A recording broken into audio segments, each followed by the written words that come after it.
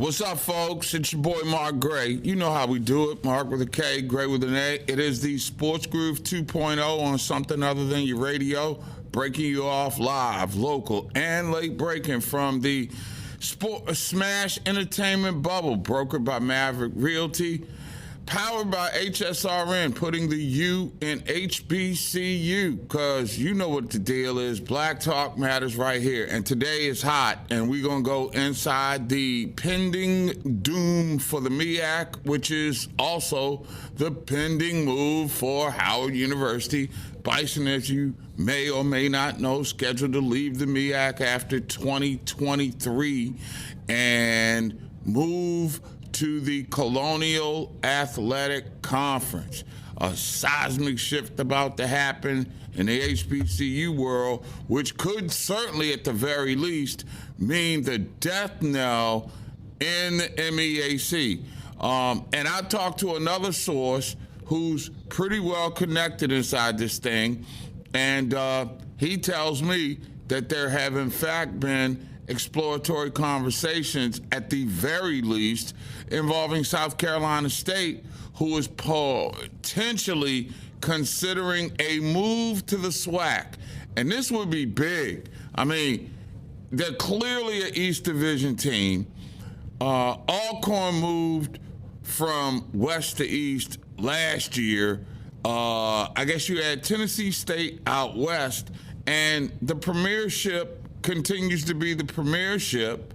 Howard bolts to, go with greener pastures and an easier travel thing, and all things being considered, you have to start looking at how and what that means to the landscape of HBCU sports.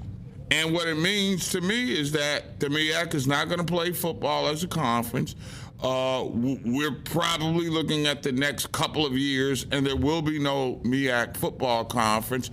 We're looking at a perilous circumstance facing the Celebration Bowl, and everybody's trying to put a positive spin on it. But at some point, let's not be Trump about this when dealing with the pandemic.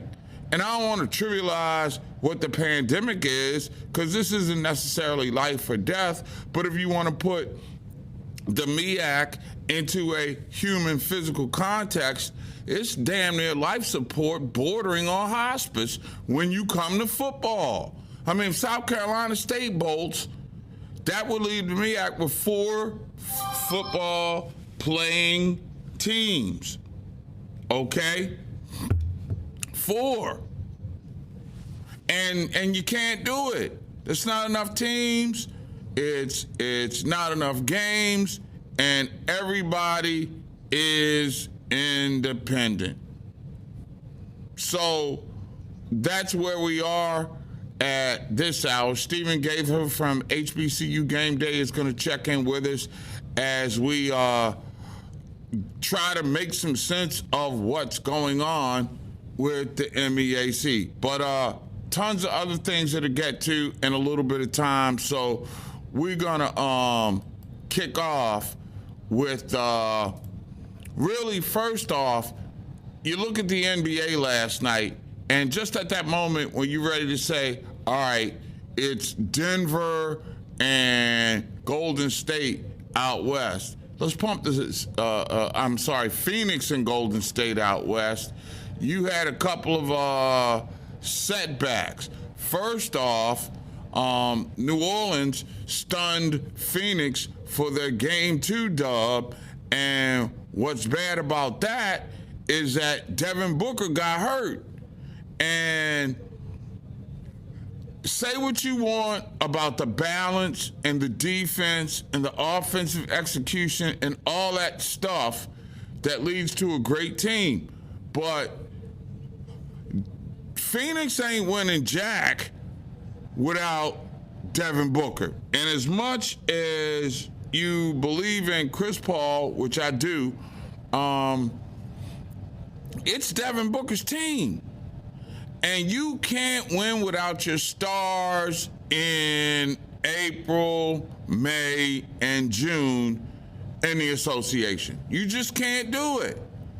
So it's one thing to lose a game. It's another thing to lose to your best player. And with every passing shot that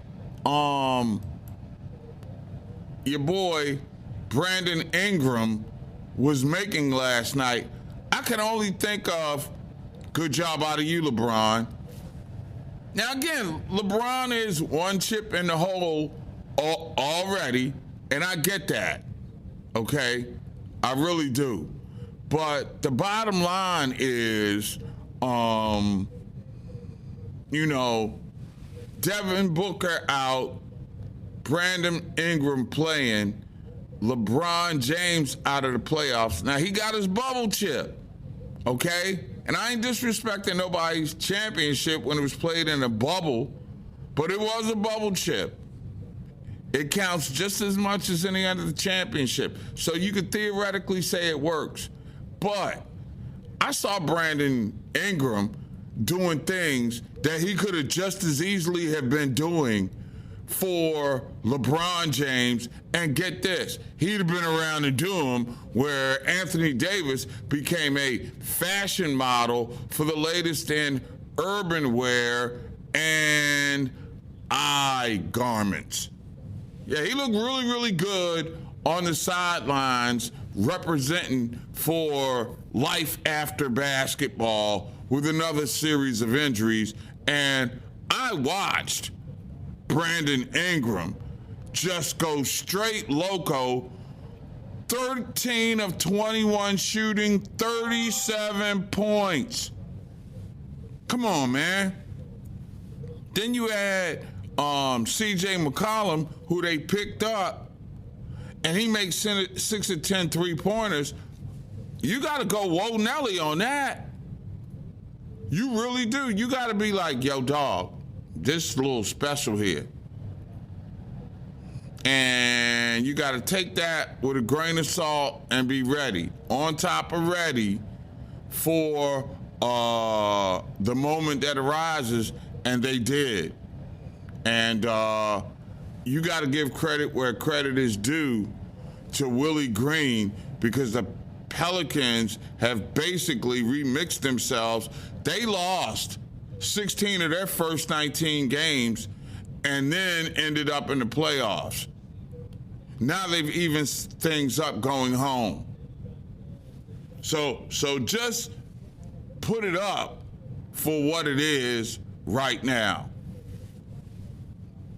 And whatever the case may be, when Chris Paul sees Scott Foster, his team almost loses. Scott Foster, of course, is an official who's pretty good. I don't think he does anything to, make himself bigger than the show. But the big story in the show was Ingram doubling his points from 18 to 37 after shooting 3 of 4 from three-point land.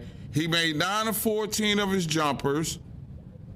He made 8 of the 14 that were contested. And I just saw a team that got some confidence last night and is going to be a problem for Phoenix moving forward, pending the hamstring injury that he left the game with.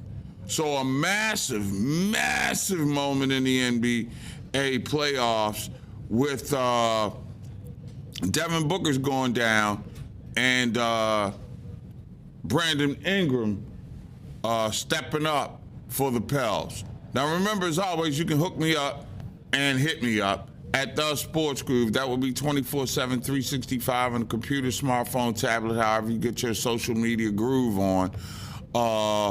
We are there for you. We'll recap the whole night around the NBA a little bit later on in the program. Don't forget Stephen Gaither of HBCU Game Day will join us. We'll go on the inside of that contest. Miami, hey man, monsters. They really are.